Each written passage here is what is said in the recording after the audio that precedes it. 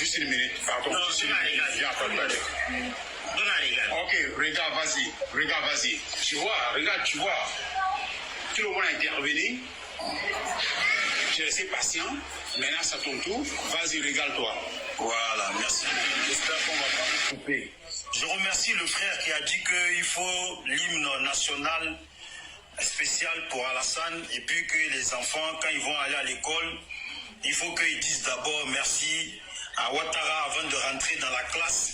Mais l'hymne national, là, moi je suis en train d'écrire ça. Et à force de... Tout à l'heure, je vais améliorer, mais je vais vous faire écouter juste l'échantillon. Voilà, l'échantillon, écoutez un peu l'échantillon. Allô les enfants de la Côte d'Ivoire, Alassane a tué les Ivoiriens, tout ça pour prendre le pouvoir. Le gars va faire sauter votre live. Notre constitution. Et il a vendu notre pays dans les mains de Koumé Bakary et Libani et d'autres étrangers. Comme on parle de l'hymne national, il y a des gens qui parlent comme si pouvoir là, ça va jamais changer.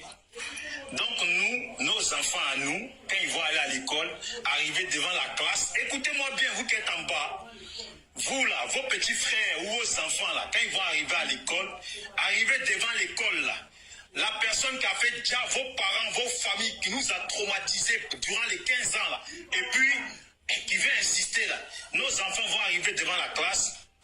Vive Alassane! Et puis là, il rentre. Vive Alassane! Et puis là, il rentre. Non, mais il y a des comédiens sur la terre, quoi. Et puis on va chanter l'hymne national. C'est pour ça que je vous dis, vous aurez peut-être vos hymnes nationaux chez vous là-bas. Mais nous, les nôtres, là, l'hymne national qu'ils vont chanter, là, c'est de leur rappeler. Et puis, non, mais frère, tu as de bonnes idées.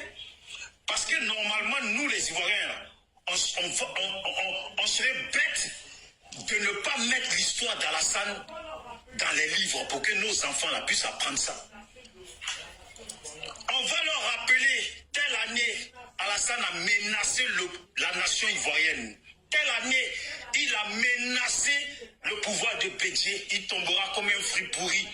Telle année, voilà ce qu'il a fait. Il s'est caché là-bas au Burkina, préparé une rébellion dans laquelle il s'est caché derrière. Mais nos enfants doivent savoir ça. Il est venu au pouvoir en faisant massacrer des milliers d'Ivoiriens.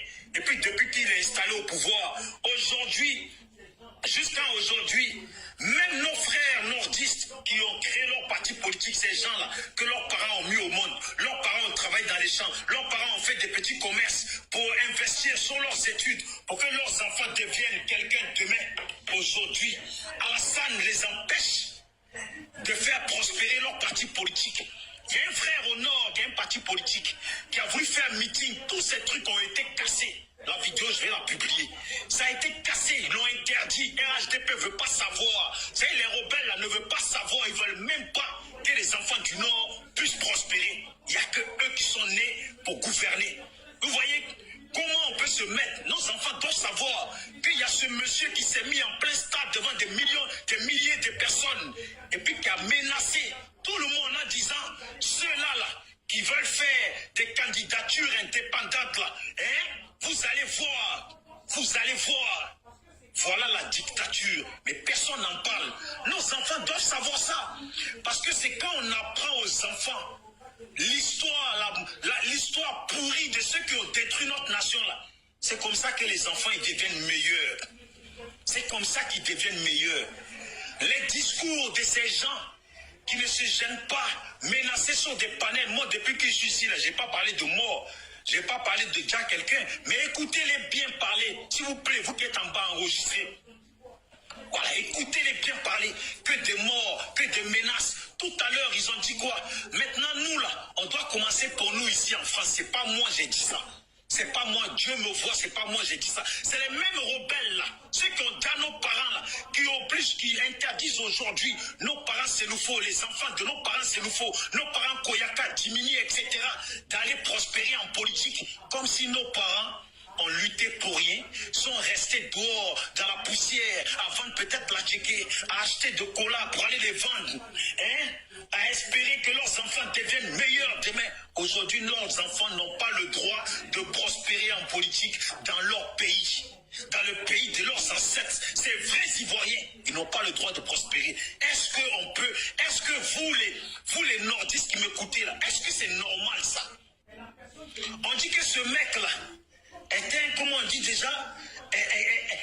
personne qui est ouverte d'esprit. Et puis, comme par magie, il serait aussi panafricain. Voilà un panafricain qui ne s'est pas gêné à massacrer une population. Voilà un panafricain à qui ça dérange que d'autres nations se libèrent des Occidentaux. Voilà un panafricain qui nous ramène des Libanais en foison dans notre pays. Et puis, voilà un panafricain qui donne nos terres à des Libanais. Ces gens-là, ils ne se plaignent pas. Des Libanais qui installent des mosquées et puis qui interdisent ceux qui vocifèrent ici, là, qui interdisent leurs frères, qui interdisent les vrais Ivoiriens d'aller dans une mosquée qui est sur leur terre. Voilà des gens qui sont au pouvoir, des gens insensés. Comment vous pouvez avancer avec ces gens-là? Ces gens hier qui ont dit que oui, Gbagbo a pris le pouvoir comme si c'était le royaume de son père. Mais aujourd'hui, c'est devenu le royaume du père d'Alassane. Ça ne les dérange pas. Ça ne les dérange pas. Mais qu'est-ce que c'est que Sénoufo? C'est quoi Sénoufo? Ils s'en foutent de Sénoufo. Qu'est-ce que l'enfant d'un Sénoufo va foutre dans la politique à vouloir devenir président? Ils n'en veulent pas.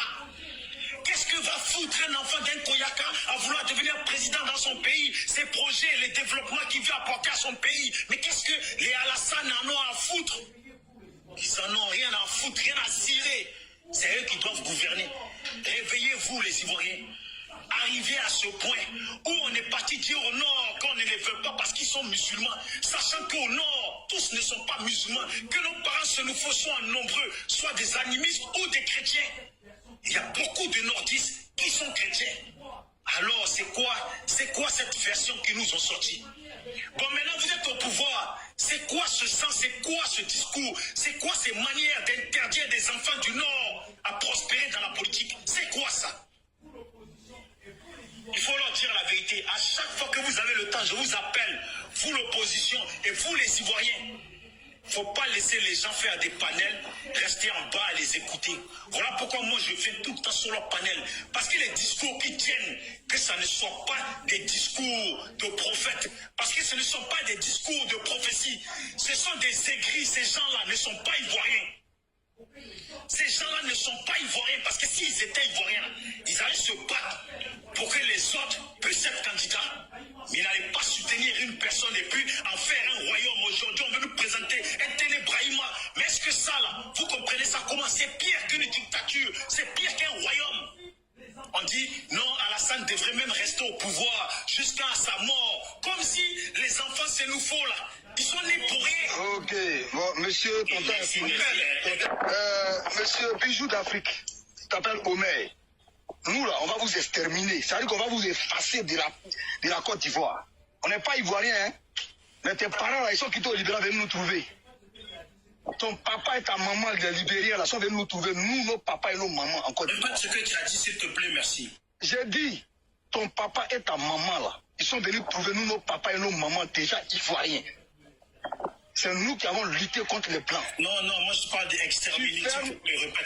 J'ai dit, oui. J'ai dit, de toute façon, tu as dit qu'on n'est pas Ivoiriens.